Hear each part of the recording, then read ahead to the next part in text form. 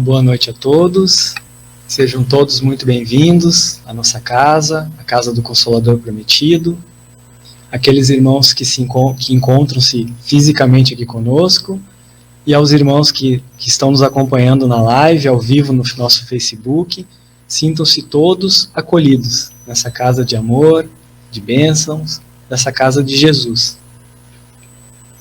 Então, para iniciarmos o trabalho dessa noite, para irmos nos harmonizando, nos conectando com a espiritualidade superior, eu gostaria de ler um texto do livro Senhor e Mestre, de Carlos Bacelli, irmão José. A caridade. A caridade genuína é um pacto que fazes com o amor. Religião alguma necessita intermediá-lo. Ninguém carece de exortar-te à sua prática. Agirás sem motivação de recompensa. Buscarás ocultar-te no anonimato. Nenhum obstáculo será capaz de embaraçar-te. Entre ti e o próximo, apenas a tua consciência. Então, com essa mensagem de incentivo, da caridade, do amor ao próximo, eu convido os irmãos que assim o desejarem, para fecharem seus olhos físicos, elevarem seu pensamento a Deus, nosso Pai de infinito amor e bondade, o nosso querido Mestre amado Jesus, o nosso modelo, o nosso guia, aquele nosso irmão mais velho, que governa o nosso orbe. A espiritualidade mentora, nossos mentores, anjos da guarda, que com certeza encontram-se conosco essa noite. Vamos agradecer a oportunidade de novamente estarmos todos reunidos, fisicamente e pela internet, todos conectados pelo pensamento de amor, de caridade, do Consolador Prometido. Então vamos agradecer por estarmos juntos, podendo estudar o Evangelho do Cristo. Vamos pedir também luzes para o nosso irmão Ney, que será responsável pelo trabalho dessa noite, da doutrinária, que ele possa expor tudo aquilo que planejou e que será muito importante para todos nós nesse momento da nossa caminhada. E assim, agradecidos que estamos, iniciamos o estudo dessa noite. Que assim seja. Então, de imediato, vamos passar a palavra para o nosso irmão Ney, trabalhador da nossa casa, do Consolador Prometido. Então, que vai nos falar hoje sobre amai os vossos inimigos. Então, boa palestra, irmão Ney. Então, boa noite a todos, os irmãos e as irmãs que estão aqui presentes, também nossos amigos e amigas que estão nos acompanhando pelo Facebook. Vamos falar aqui, vamos fazer um passeio, pessoal, pelo capítulo 12 do Evangelho segundo o Espiritismo, amai os vossos inimigos, do item 1 ao 8. Podem sentar na janelinha para fixarem bem a paisagem, fixarem bem a mensagem, né? Nesse passeio.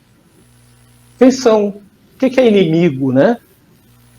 Inimigo é aquele que se encontra em oposição a nós, que se mostra hostil, contrário, adverso.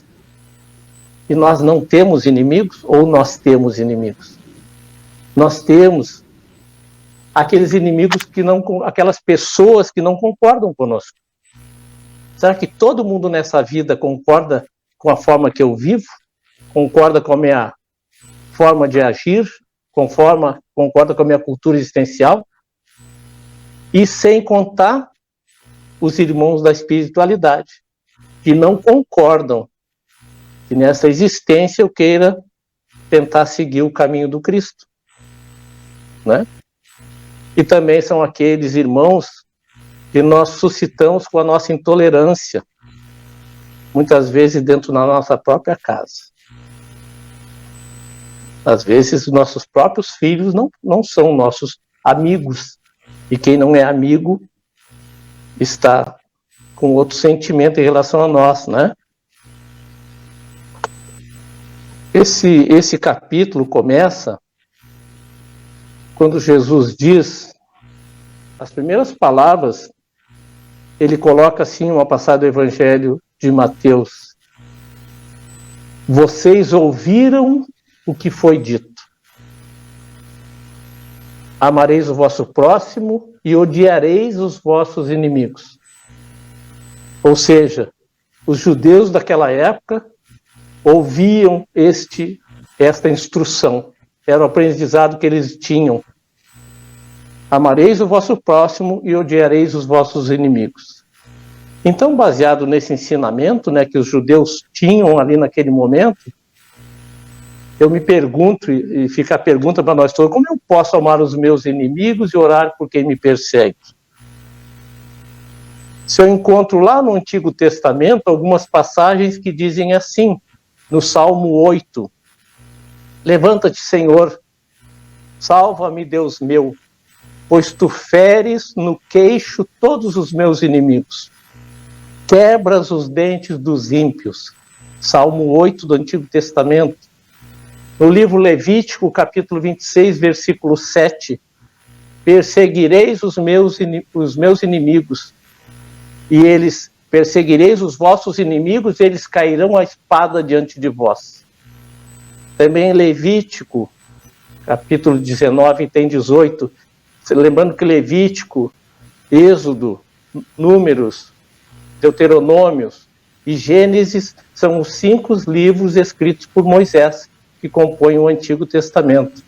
Então, em Levítico 19, versículo 18, está lá escrito: não te vingarás, nem guardarás ira contra os filhos do teu povo,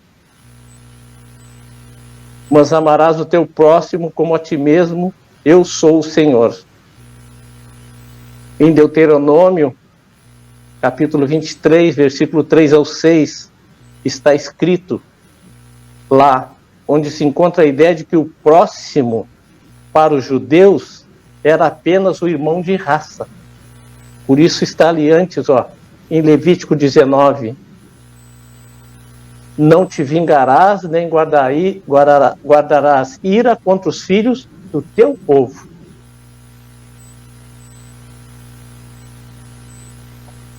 Porque no próprio Deuteronômio coloca que haviam 2 inimigos aos quais deveria ser votado um ódio incondicional, que eram os amonitas ou os moabitas.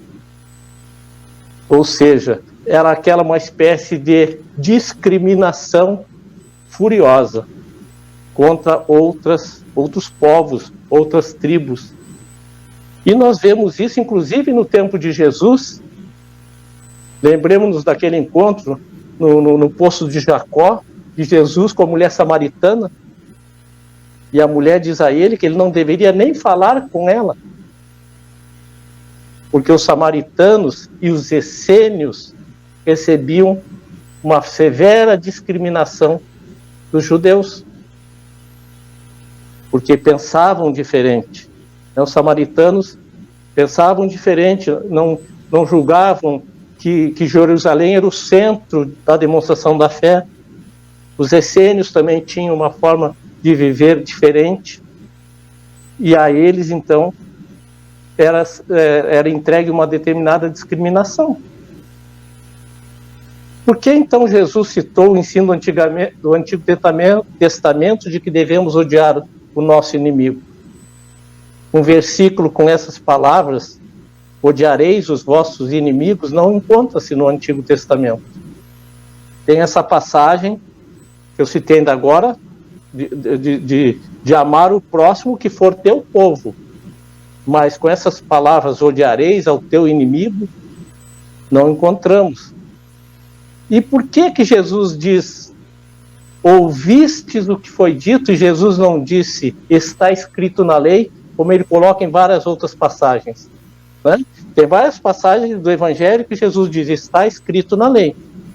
Uma coisa é o que está escrito, e outra coisa é aquilo que a gente escuta. Só que naquele tempo, o povo era quase na sua totalidade analfabeto. Não haviam escolas. Os pouquíssimos que sabiam ler, aprendiam através de alguém que sabia ler. Ou em casa, Aquele que sabia ler ensinava os demais a lerem.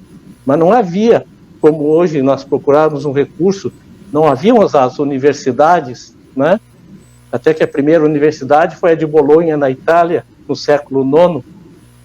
Depois a de Paris, se não me engano, no século XI. Ou seja, então nós passamos aproximadamente 1 milênio sem haver uma universidade na Terra onde tivesse um recurso para as pessoas buscarem o conhecimento científico em especial, né? Então, por que Jesus diz, ouvistes o que foi dito? Né? Amarei o vosso próximo e odiareis o vosso inimigo. Porque, naquele período, a cultura das pessoas era adquirida no templo ou nas sinagogas. E como disse o Marcelo, um termo que eu ia bem usar na palestra, aquele encarregado do trabalho na sinagoga, havia um texto que era previamente selecionado. E ele sabia ler. Então ele lia o texto para as pessoas na sinagoga e depois ele fazia uma interpretação à moda da casa. Né? Quem conta um conto, aumenta um tanto. Né? A própria espiritualidade diz, o Chico diz, que uma comunicação mediúnica, ela jamais será 100% espiritual, que haverá sempre o tempero do médium.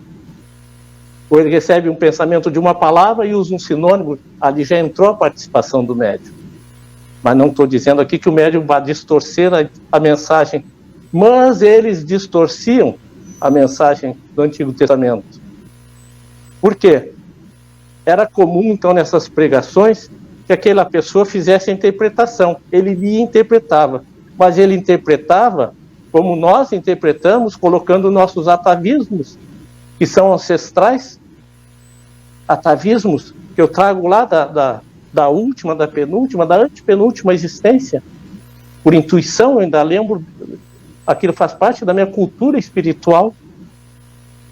Eu posso botar o tempero da minha cultura familiar, o tempero da minha cultura, do meu grupo de trabalho, o meu olhar político, na interpretação de uma mensagem. E graças que a doutrina espírita não permite que nós possamos agir dessa forma, mas ela não permite porque ela nos oferece instrumentos. Um exemplo, essa palestra dessa noite, eu usei como referência o Evangelho segundo o Espiritismo, não só o capítulo 11º, também outros capítulos. Usei como referência o livro A Gênesis, usei como referência o Antigo Testamento, esses livros que eu citei de Moisés, usei como referência obras de Emmanuel, psicografada por Chico Xavier, obras de Joana de Ângeles, psicografada por Divaldo. E esses nossos irmãos lá, 2000 anos atrás, não tinham esses recursos, sem contar os recursos da internet, né? Do nosso amigo Google, que está ali 24 horas por dia disponível.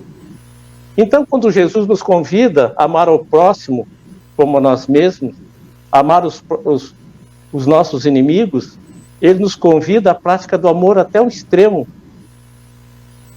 porque a gente sabe que tem que haver um grande impulso amoroso para nós amarmos os nossos inimigos.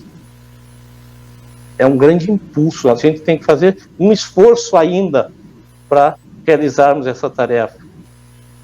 E quando nós conseguimos amar o nosso inimigo, nós libertamos aquele irmão do nosso ódio. Nós temos que buscar compreender o que criou aquela situação de conflito. Como nós estávamos serenos, eu e ele, quando eu criei, ou ele criou a situação de conflito? Não. Interessante também lembrar que os nossos inimigos são alguém que conviveram com a gente. São alguém que foi nossa relação de amizade um dia. Relação de companheirismo. Embora nós tenhamos inimigos avulsos, como esses que não concordam com a tarefa que a gente queira realizar, como cristão, como espírita. Né? O próprio Chico Xavier tinha um inimigo. O Chico tinha um vizinho que vivia criticando o Chico Xavier. É difícil alguém encontrar defeito nesse homem que passou entre nós na Terra. E esse vizinho criticava o Chico Xavier. Esse homem foi a óbito. E quando comunicaram ao Chico Xavier que o vizinho, aquele que criticava ele, que tinha um olhar diferente sobre o que ele fazia, morreu, o Chico caiu em lágrimas. Surpreendeu as pessoas. E alguém disse, mas Chico, você está triste? Estou muito triste. Mas ele te odiava, Chico. Ele te criticava. Pois é. Ele era um instrumento na Terra para que eu fosse melhor a cada dia. E agora? Eu tentava fazer melhor, que um dia eu pensava que eu ia convencê-lo que ele estava errado. E agora ele não está ali com seu olhar peçonhento sobre as minhas tarefas. É um aprendizado para nós. Então, como Jesus diz, no início do capítulo 12, aprendeste o que foi dito, amareis o vosso próximo e odiareis os vossos inimigos. Mas ele completa, eu, porém, vos digo, amai os vossos inimigos, fazei o bem aos que vos odeiam e orai pelos que vos perseguem e caluniam. É bem fácil da gente realizar isso. Talvez seja difícil amar os nossos inimigos, mas orar pelos que nos perseguem e caluniam é bem fácil, é só lembrar deles nas nossas orações e lançar uma seta, uma flecha como Cupido, uma flecha de amor na direção daquele indivíduo. E ele recebe aquela nossa onda mental de consideração, respeito. E ele completa, Jesus, né? A fim de seres filhos do vosso Pai que está nos céus, que faz e levante o sol para os bons e para os maus, e que chova sobre os justos e injustos. E finaliza essa passagem do Evangelho de Mateus nos fazendo uma pergunta. Porque se só amardes os que vos amam, qual será a vossa recompensa? E ele nos fala que os publicanos fazem assim. Os publicanos fazem também o mesmo. E nos faz uma pergunta. Que fazeis além do que os publicanos fazem? Né? Os publicanos eram os coletores de impostos, excluídos da sociedade. Mas eles tratavam talvez com consideração as pessoas, até porque as pessoas tinham que restituir a ele o imposto. Né? E eles sabiam talvez tudo da vida daquela pessoa, que não existia como hoje em dia nós fazemos declaração de imposto de renda e a Receita Federal sabe qual é o valor dos nossos vencimentos anuais. E os publicanos chegavam naquele indivíduo e tinham que saber quanto aquele indivíduo havia arrecadado com as suas vendas, com as suas produções, né? E nós amamos como os publicanos ou vamos além? Nós amamos só os nossos familiares ou amamos aquele que está fora das fronteiras do nosso lar de uma forma igual? Senão nós somos igual aos publicanos. E Jesus nos pergunta, assim fazem os publicanos, o que fazeis diferente? Nós amamos o DNA, a consanguinidade, o sobrenome, o herdeiro do patrimônio. Isso é o amor por conveniência, é o amor por retribuição. Mas nós temos que também olhar além das fronteiras da nossa moradia. Amar os nossos inimigos é uma vitória contra o nosso egoísmo, contra o nosso orgulho, né? Porque a gente diz, eu não vou ajudar aquele sujeito, um dia ele me prejudicou. Isso é orgulho, isso é egoísmo, não vou dar a ele um centavo, mesmo que eu tenha centavos sobrando no bolso. Tudo para mim, nada para o outro. Amai os vossos inimigos, quando nós assim agimos, nós desarmamos os nossos inimigos. É a lei de ação e reação. Quando eu tenho consideração por uma pessoa, ela recebe essa minha energia e acaba sendo envolvida e suaviza aquela diferença, aquele pensamento diferenciado que ela tem sobre a minha pessoa. Então, quando nós amamos, nós desarmamos.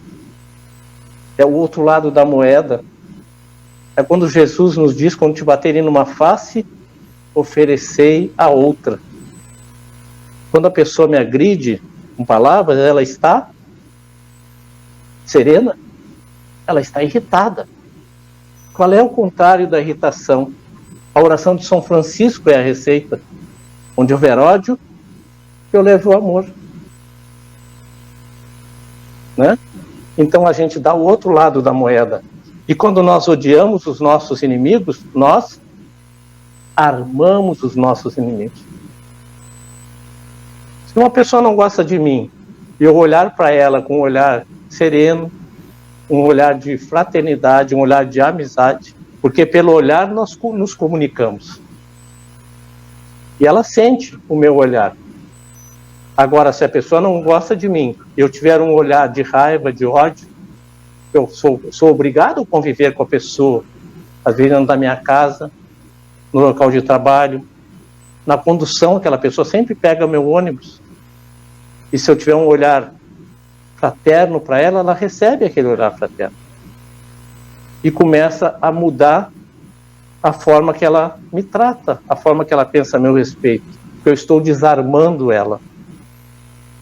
Nos diz lá no Evangelho, no capítulo 12, no item 3, com o mal proceder, o homem irrita o seu inimigo. E olha o que a espiritualidade nos diz através de Allan Kardec. E se eu irrito o meu inimigo, esse se constitui um instrumento que a justiça de Deus se utiliza para me punir, porque eu não perdoei. Se eu perdoá-lo, eu deixo de tê-lo como inimigo. Mas se eu não perdoei, a justiça de Deus se usa daquele indivíduo como uma prova para me estimular o perdão. Então a atitude correta, né? Perdoar. Equivocada, não perdoar. E quem é que tem que perdoar? Às vezes a gente tem um inimigo que é uma desavença com o nosso filho adolescente. Quem tem a experiência de vida para compreender o fato? Ele ou eu?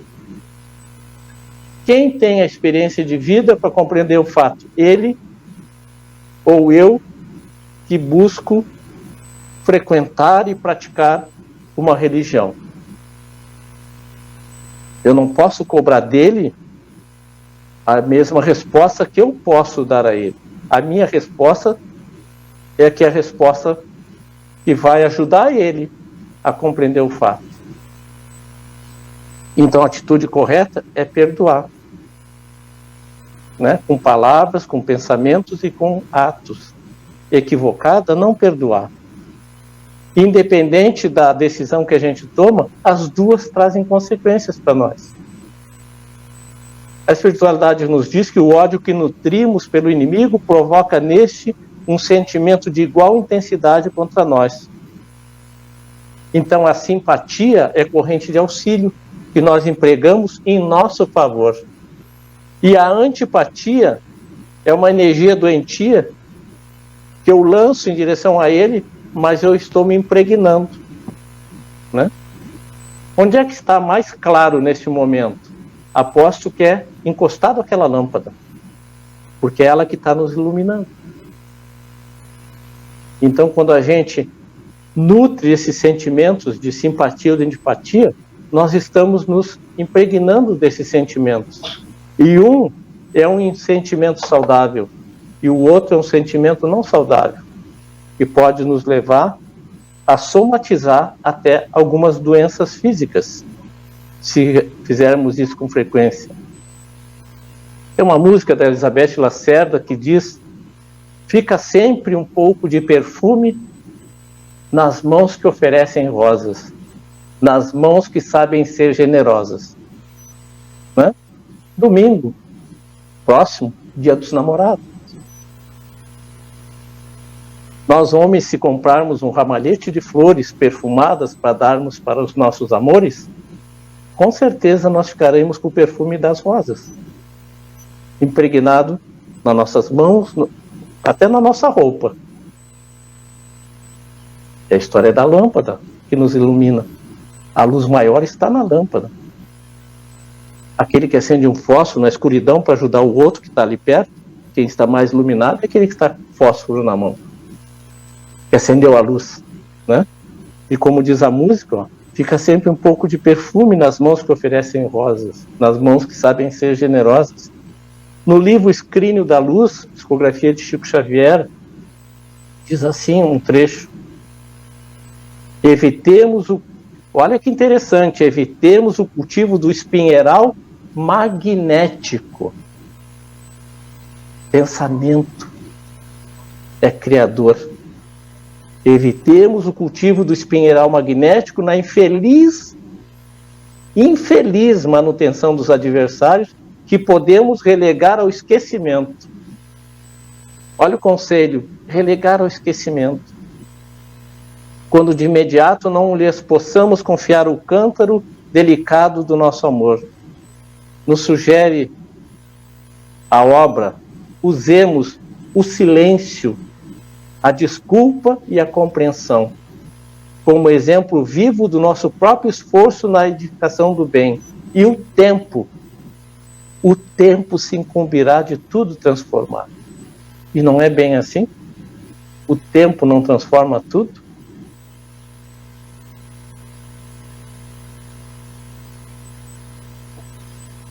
Diz o Evangelho, também no item 3, que devemos não ter por nossos inimigos nem ódio, nem rancor, nem desejo de vingança. Perdoar-lhes sem segundas intenções o mal que nos fazem. Cada um viver sua vida, seguir em frente, lembrando que nada fica invisível aos olhos de Deus. Não impedir-lhes a reconciliação. Se a gente impede a reconciliação, a gente não perdoou e não esqueceu o fato. E quando a gente não esquece os fatos, é como um ferimento no nosso corpo físico que a gente vive mexendo nele. Ele nunca vai sarar, porque no nosso corpo os ferimentos saram de dentro para fora. Então, se essas ofensas nós não houvermos digerido elas, fazermos a digestão daquilo, até pela compreensão que a gente tem, pouco que a gente tem do Evangelho de Jesus, né? Nós não vamos conseguir realizar a reconciliação. Então, se nós não conseguimos nos reconciliar com os nossos inimigos, é porque nós não digerimos o fato, que talvez foi extremamente necessário naquele momento da nossa vida para fazer que brotasse em nós virtudes, né? A paciência, a consideração, o carinho por aquele indivíduo, lembrando que ele é meu irmão. E todos aqueles que nós não perdoamos, fazemos inimigos ferrenhos, é muito perigoso, porque nós podemos levar ódio para o túmulo. E não é um bom negócio, muito pelo contrário, é um péssimo negócio para a economia espiritual, levar ódio para o túmulo. Nós podemos somente morrer e não desencarnar. Porque a morte é um fenômeno físico, biológico, e a desencarnação é um processo espiritual. Há muitos irmãos perambulando pelas ruas da cidade, dormindo nas praças, em bancos de praça, como se vivos fossem. Esses somente morreram. Alguma coisa os mantém algemados à existência humana. E às vezes é a algema do ódio, da tristeza, da raiva. E eles vão voltar ao nosso endereço, eles vão nos procurar. Como fala o próprio Evangelho, quando ele nos fala no item 5, os inimigos desencarnados. E diz lá no Evangelho, sabe o espírita, que a morte apenas o livra da presença material do seu inimigo. Né? Então aquele provérbio, morta a cobra, morto o veneno, muito pelo contrário. Mais peçonhento talvez seja o veneno. Porque o indivíduo pode pensar, agora ele não me enxerga, mas eu encontro ele.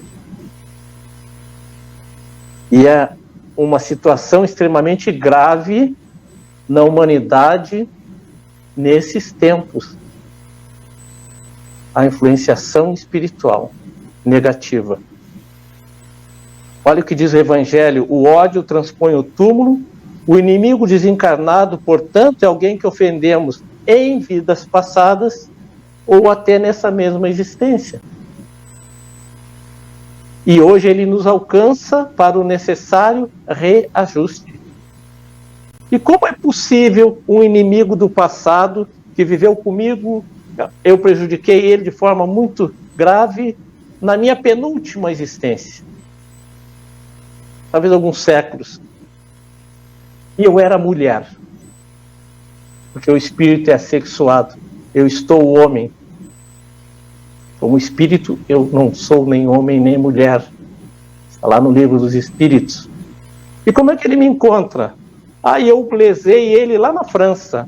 Eu como mulher lá na França. E agora ele me encontra no Brasil, num corpo de um homem. Nós temos uma identidade espiritual. O nosso magnetismo espiritual. Assim como nós reconhecemos várias pessoas pelo perfume que elas usam, não é? As mulheres usam perfume e às vezes a gente sabe, esse é o cheiro da minha esposa, esse é o cheiro da minha mãe. Às vezes os espíritos desencarnados que nos visitam, nossas mães, eles podem deixar no ar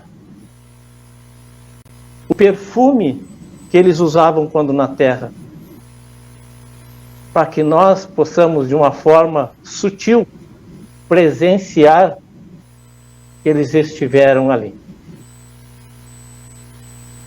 Então nós temos esse magnetismo. Lá no livro, no Rumo do Mundo de Regeneração, Manuel Filomeno de Miranda nos fala de um jovem, talvez na faixa dos seus 8 anos de idade, que era obsediado.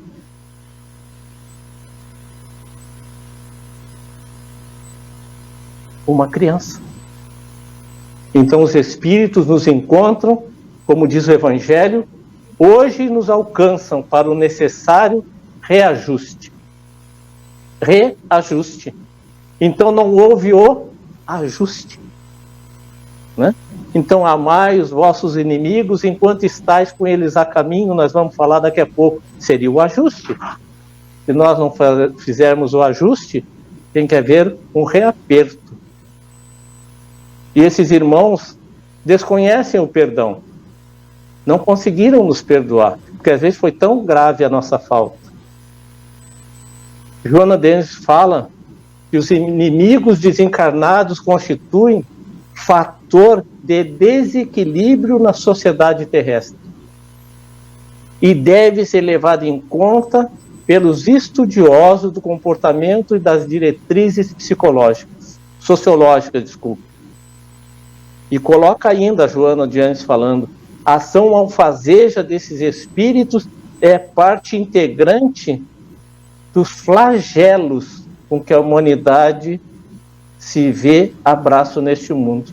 Olha só, a Joana de Anjos nos diz que é um flagelo para a humanidade. Essa pandemia de obsessão.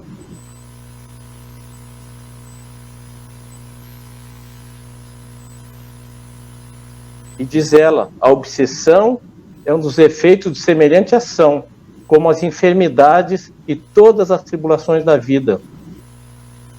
Deve, pois, ser considerada como provação ou expiação e aceita com esse caráter. Joana de Ângeles. E a obsessão espiritual oficialmente passou a ser conhecida na medicina como doença. Ela recebeu no CID-10 o item F.443, o CID é o Código Internacional de Doenças, a obsessão espiritual foi catalogada como uma doença define um estado de transe e possessão, como a perda transitória da identidade com a manutenção da consciência do meio ambiente. Inclusive, nesta catalogação, separa na medicina aqueles influenciação espiritual que são parte da incorporação ou atuação dos espíritos dentro da doutrina espírita, um exemplo, né? O médium que dá a comunicação está sob a influência de um espírito temporariamente, né? Ele está em contato com aquele espírito, ele é o intermediário, ele é o carteiro daquele espírito para passar a mensagem, né, daquele irmão. Então nós temos que ter cuidado, como o Evangelho nos fala, com aquilo que transita pelos nossos pensamentos. E lá no Evangelho, Kardec coloca uma coisa bem interessante, que ele coloca assim, ó: somente lobos caem em armadilhas de lobos. Então nós temos que tomar muito cuidado com aqueles pensamentos que nos chegam. Por que cuidado? É habitual eu pensar, eu tenho um raciocínio nessa linha aqui? Não. Então eu posso estar sob influenciação, né? Eu posso ser uma pessoa pacífica, daqui a pouco vem um pensamento de agressividade. Ou o inverso, eu posso ser extremamente estúpido, né? E vem um pensamento assim: se acalma. É uma influência espiritual, só que positiva. É o meu anjo guardião, como disse o Marcelo na prece, possamos estar aqui junto com eles, né? A obsessão espiritual é a influenciação pertinaz de um espírito mau. A obsessão é a atuação pertinaz contínua, e eles não têm pressa e não agem solitários, como nós vemos no próprio Evangelho, de um espírito mau. Olha também no livro No Rumo de Regeneração, olha o que Manuel de Miranda coloca que eles viram quando chegou o grupo espiritual numa cidade brasileira. Eles observaram nas ruas muitos desencarnados em aflição, as marcas lamentáveis do processo morte não concluído. Processo morte não concluído. Estavam ainda apegados a reminiscências da matéria, transmitindo desagradáveis sensações àqueles que se encontravam em sintonia. Espíritos perturbadores e obsessores, tentando ampliar o sofrimento das vítimas. Essa última frase minha, pessoal, Manuel Filomeno de Miranda observou dentro dos hospitais, quando a pandemia estava no auge. Eles estavam nos setores que estavam socorrendo as pessoas que estavam passando por problemas respiratórios. E ali eles observavam a presença dos obsessores, tentando aumentar a dificuldade daquele indivíduo de respirar. Está lá no livro No Rumo de Regeneração. Olha o que ele nos diz: espíritos perturbadores e obsessores tentando ampliar o sofrimento das suas vítimas. Não era coletivo, era específico. Somando ao Covid-19 os seus fluidos pestíferos, que lhes ampliavam a falta de ar e a lucidez mental, levando os padecimentos ao desespero e à angústia. Dentro dos hospitais, talvez nas UTIs. Então os inimigos desencarnados manifestam a sua manevolência pelas obsessões, né? A obsessão, ela pode ser a influenciação simples, ou a fascinação, ou a subjugação, que é a perturbação completa, inclusive do organismo físico e das faculdades mentais. Quase sempre exprime vingança. E quando é que nós damos brecha para esses irmãos? Quando nós criamos fissuras, trincas no nosso sistema de proteção espiritual, nosso sistema imunológico. E quando é que nós criamos essas brechas e facilitamos que esses irmãos que estão nos rodeando consigam sintonizar conosco? Quando nós temos um comportamento equivocado na essência terrena, tipo exemplo, falta de satisfação dos compromissos assumidos. Quais são os compromissos assumidos na nossa reencarnação? Profissão, negócios, obrigações dentro da família. Paternidade, maternidade, relação conjugal. O homem querendo vencer no mundo, como diz Emmanuel, deixa de vencer o mundo, o nosso mundo íntimo. Né? Esquece-se dos seus deveres mais fundamentais, enveredando por caminhos que podem levar a essa vivência com esses irmãos. Né? O homem envereda por esses caminhos da imoralidade, do descalabro moral, e isso ele faz que ele se torne instrumento fácil desses companheiros, que não tem escrúpulo nenhum.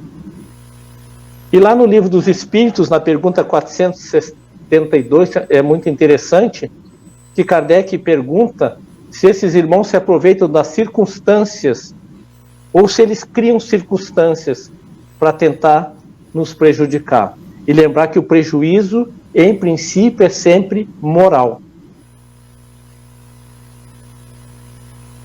Eles aproveitam das circunstâncias, diz a espiritualidade na resposta, mas podem também criá-las.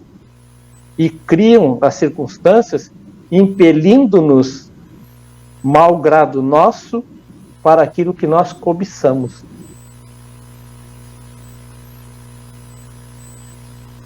E são atraídos pelas afinidades morais, né? As obsessões no Evangelho. Vários casos de obsessões em Lucas, capítulo 8, versículo 2. Algumas mulheres foram curadas de espíritos malignos e enfermidades. Dentre essas mulheres estava Maria Madalena, de quem o Mestre expeliu 7 espíritos imundos. 7. Tem outro caso também de obsessão coletiva. Em Marcos, capítulo 5, versículos 7 a 9, né?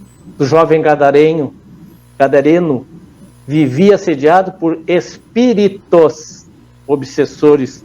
E quando Jesus se aproxima, ele responde: o que tenho contigo, Jesus, filho do Deus Altíssimo? Conjuro-te por Deus que não me atormentes. E Jesus pergunta, ao ordenar que ele saísse daquele jovem: qual o teu nome? E ele respondeu dizendo: Legião. Né? Está lá no Evangelho que aqueles espíritos saíram, adentraram em corpos de porcos e os porcos se atiraram no abismo, narra o evangelista. E como nós podemos neutralizar essa influenciação, essa ação desses irmãos sobre nós? Também está lá no Livro dos Espíritos, na pergunta 479, a prece. E olha o que a espiritualidade diz: a prece é em tudo um poderoso auxílio, ou seja, um medicamento para todos os males da alma. Mas crede, não basta que alguém murmure algumas palavras para que obtenha o que deseja. Deus assiste os que obram, não os que se limitam a pedir. Né? E no Pai Nosso, Jesus nos ensinou, né? Perdoa as nossas ofensas.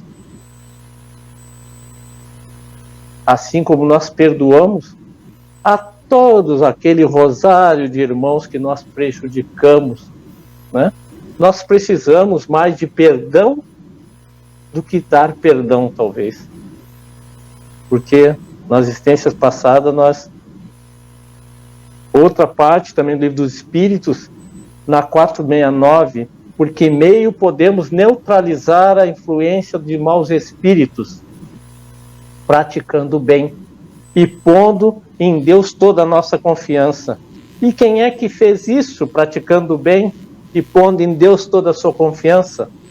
Divaldo Pereira Franco tinha um obsessor que o acompanhava há 30 anos, o qual Divaldo chamava de máscara de ferro, que ele se apresentava sempre com uma máscara. Certa noite, tocou a campainha da Mansão do Caminho, a instituição de Divaldo, lá em Salvador. Abriram a porta, havia uma caixa de papelão com uma criança recém-nascida, cheia de formigas. E o Divaldo manifestou interesse de acolher aquela criança. Um dos filhos adotivos, já adulto, de Divaldo, que estava junto, disse: pai Divaldo, nós não temos mais como acolher essa criança.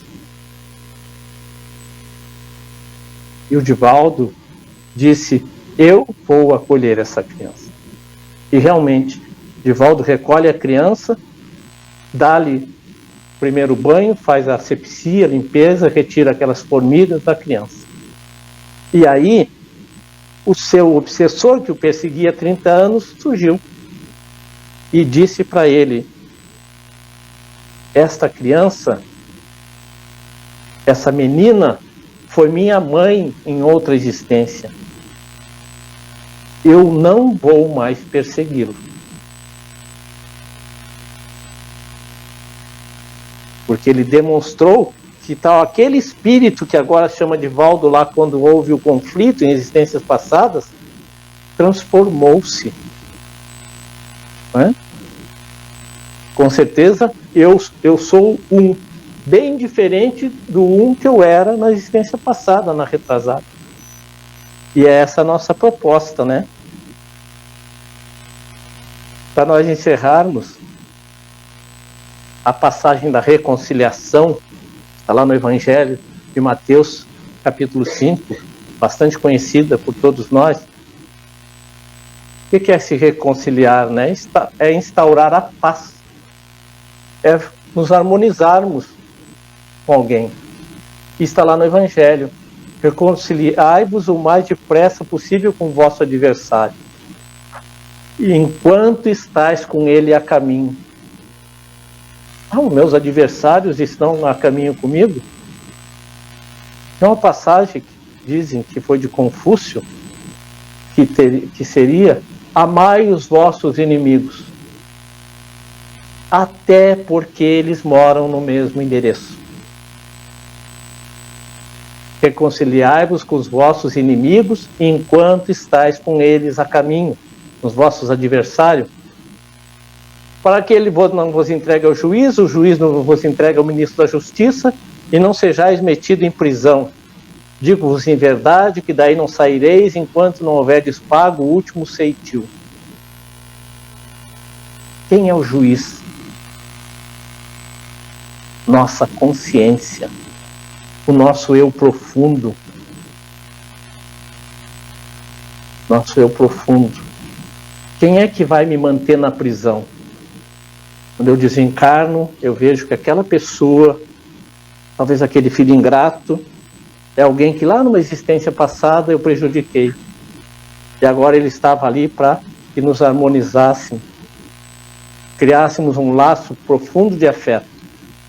E eu não cumpri essa tarefa. E aí o eu profundo vai pedir: permita-me voltar a renascer com ele. Permita-me voltar à prisão. O corpo físico aprisiona o espírito, limita as habilidades espirituais. E nós vamos renascendo com os mesmos indivíduos, enquanto não for resgatada a dívida, pago os boletos, não sairemos da roda da reencarnação com essas mesmas criaturas. Então as famílias hoje, tem muitos indivíduos que foram família juntos já no passado. Nós vemos lá nas obras de André Luiz, o exemplo, em Missionários da Luz, a reencarnação de Segismundo, né? Era o mesmo casal da vida passada, que era o mesmo casal nessa existência. Voltava o Segismundo, que havia sido o amante daquela esposa na vida passada e que foi o assassino do marido. E agora retornam no mesmo lar. Está lá em André Luiz, no livro Missionários da Luz. Mensagem final, uma frase interessante de Emmanuel: seja qual for a dor que haja sofrido, lembra-te de que tudo amanhã será melhor, se não engarrafares fel ou vinagre no coração. Fica aí, então. Gostaria que as pessoas que estão na internet, as pessoas que estão aqui presentes, levassem consigo uma frase do que eu disse. Se não deu para pegar uma frase, levem uma palavra. Mas se não deu para levar uma palavra, levem o título do capítulo 12 do Evangelho segundo o Espiritismo. Amai os vossos inimigos. Com certeza, Ney. Com certeza, muitas das suas palavras ficaram em todos nós, com certeza. Foram muitos ensinamentos importantíssimos para o momento que a gente vive hoje, né, nessa transição. Com certeza. Eu gostaria de agradecer em nome do grupo a tua presença, o teu trabalho, a tua disponibilidade, esses ensinamentos que tu nos trouxeste hoje. Então, eu agradeço em nome do grupo. E o pessoal da internet lhe dando boa noite, né, lhe agradecendo a palestra, a Leonida Monteiro, dizendo que foi muito linda a palestra. A nossa irmã, a trabalhadora aqui com o Consolador Prometido, fala assim: excelente reflexão. É difícil vencer o nosso orgulho. A caminhada é longa e ainda estamos aprendendo as diferentes formas de amar. O Alexandre Zanini: amai também os inimigos. Gratidão, seu Ney. Então, em nome de todos nós, lhe agradecemos. Eu gostaria de pedir para que você falasse um pouquinho mais sobre dar a outra face. Eu confesso que até bem pouco tempo atrás, eu levava esse ensinamento de Jesus ao pé da letra. E como tu falastes, né, é dar a outra face, ao outro lado da moeda. Então, acredito que, como eu, várias outras pessoas também têm essa dificuldade de entendimento desse ensinamento do Cristo. Então, se tu pudesse falar um pouquinho mais sobre isso. Eu não vou falar. Eu vou dar a receita que não é minha. É de São Francisco de Assis. A oração de São Francisco é a orientação perfeita do dai a outra face. Né? Ele vai colocando: onde houver ódio, que eu leve perdão. Onde houver discórdia, que eu leve a... Ajudem, por favor, união. Né? Tem outras passagens. Estamos esclarecendo Da oração de São Francisco. Então, a oração de São Francisco, ela é a orientação perfeita. Porque, como eu disse, o dar a outra face é dar o sentimento, a emoção inversa. Né? A moeda não tem dois lados. Aquele que nos ofende, ele pode estar servindo a Mamon. Vamos servir a Deus. E o Evangelho nos diz que devemos ter equilíbrio. Né? Servir a Deus e a Mamon em equilíbrio. Nem tanto o céu, nem tanto o inferno, né? Mas se a pessoa nos agride, ela está em desequilíbrio. E nós podemos, eu particularmente criei já alguns condicionamentos. Divaldo uma vez falou numa palestra, e desde aquela palestra de Divaldo eu comecei a me condicionar. Né? Se eu for assaltado, como é que eu vou reagir? Para mim não ser impetuoso. Né? Como é que eu vou agir? Não é reagir. Né? Se eu for ofendido, como é que eu vou agir? As pessoas que, quando eu faço barbeiragem no trânsito, e quem nunca as fez ou nunca as fará, e os outros também fazem, e nos buzinam, nos xingam, eu crio um condicionamento. Já falei outro dia, numa outra palestra, desse mesmo tema. Eu atiro de coração um beijo para a pessoa. A pessoa buzina e fica me cuidando, às vezes eu vou no retrovisor e de coração. É desarmar. Existe o sim, sim, e o não, não. Depende do quê? Da energia que a gente põe na palavra, né? Então, se a gente disser um não com uma energia que neutralize a emoção do próximo, ele vai receber o nosso não de uma forma pacífica.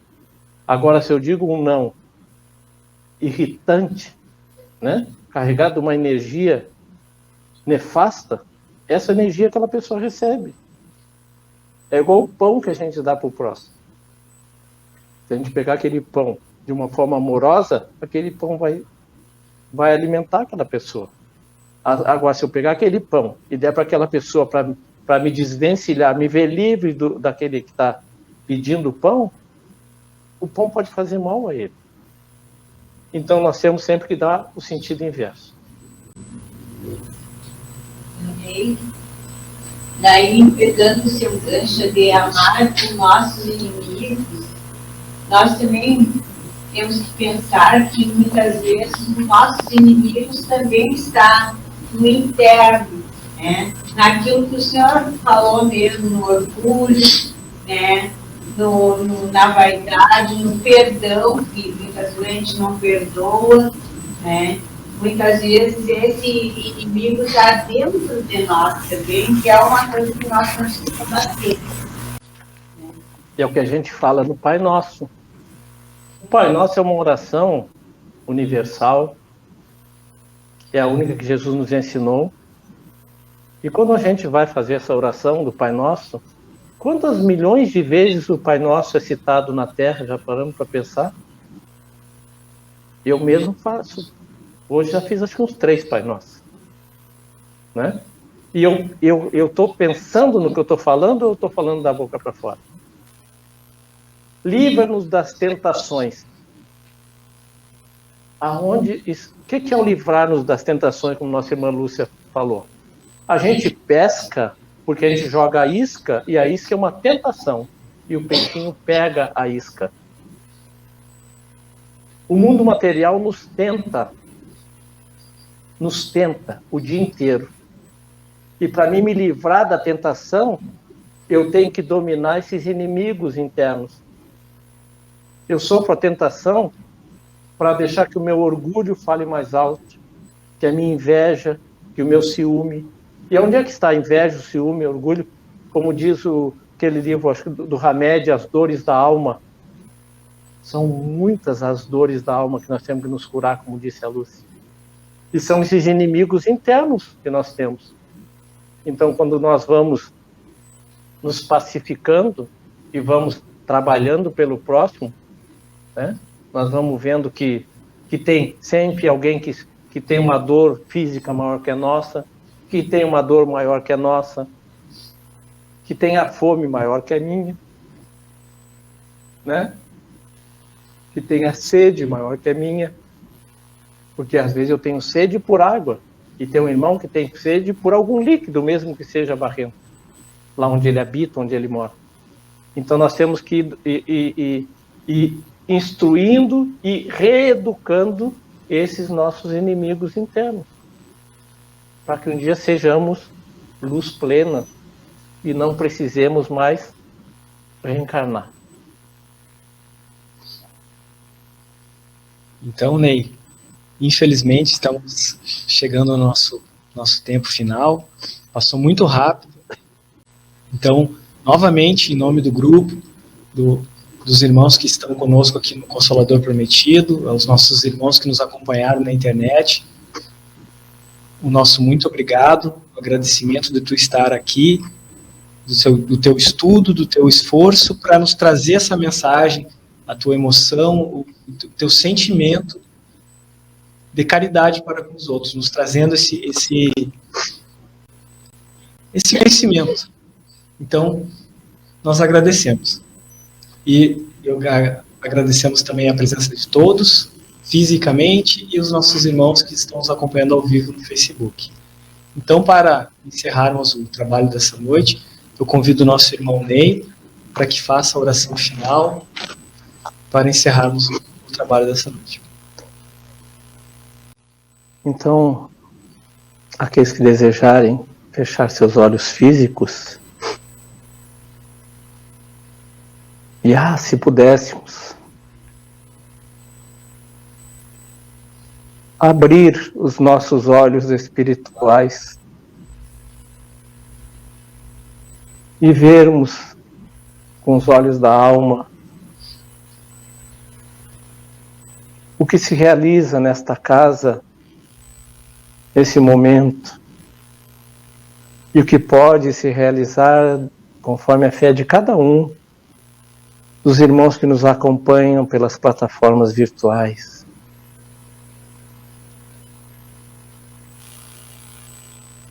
A tua fé te curou, disse-nos o maior médico que já passou por esta terra, que já pisou nesse solo, mas ele continua enviando seus discípulos espirituais por todo o planeta, realizando curas que pela nossa incompreensão chamamos de milagres,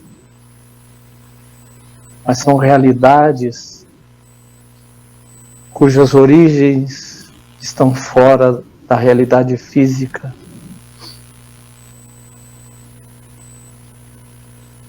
Perdoai os nossos inimigos. Perdoai a nós mesmos. Deixemos os nossos erros na estrada do passado. Resgatemos deles somente o aprendizado. De não falar daquela maneira,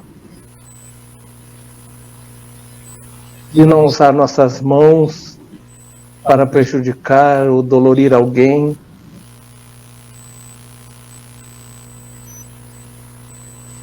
E que nessa noite possamos passar por uma espécie de gestação. Isso acontece a cada noite, pois a cada dia renascemos para um dia todo novo. E ao anoitecer nos compete a todos fazer a oração da gratidão pelo dia, pela saúde, pelo alimento. Não importa se não houve a fartura que esperávamos, mas que cada um no planeta Terra possa receber o mínimo indispensável à manutenção da vida física. Pois cada um no planeta Terra recebe o máximo de amor do Cristo diariamente, através dos seus embaixadores espirituais. E quando deixamos de receber esse amor, é porque nos encerramos em nós mesmos, no nosso egoísmo, nosso orgulho, a nossa ganância, as nossas ambições, sendo que ao partirmos daqui, nada levaremos, a não ser o bem que fizemos, e responderemos futuramente pelo mal que equivocadamente realizamos, dadas nossas imperfeições ainda. Que todos aqui presentes nos seus lares, nesse momento, estejam envolvidos em bálsamos, analgésicos, antitérmicos, vitaminas espirituais, fluidos benfazejos, que nos renove a alma e que possamos resplandecer em nosso corpo físico esse vigor espiritual, aditivando o nosso sangue que visita cada célula do nosso corpo. Então cada célula desse universo físico se renove, para que possamos continuar o nosso caminho conforme nos for permitido. Que Deus abençoe-nos, Jesus permaneça conosco, e nossos mentores, anjos guardiões, espíritos familiares, espíritos afins, essa pequena multidão continue caminhando conosco até os nossos dias derradeiros nessa existência. Que assim seja. Que assim seja. Uma boa noite a todos e até quarta-feira que vem.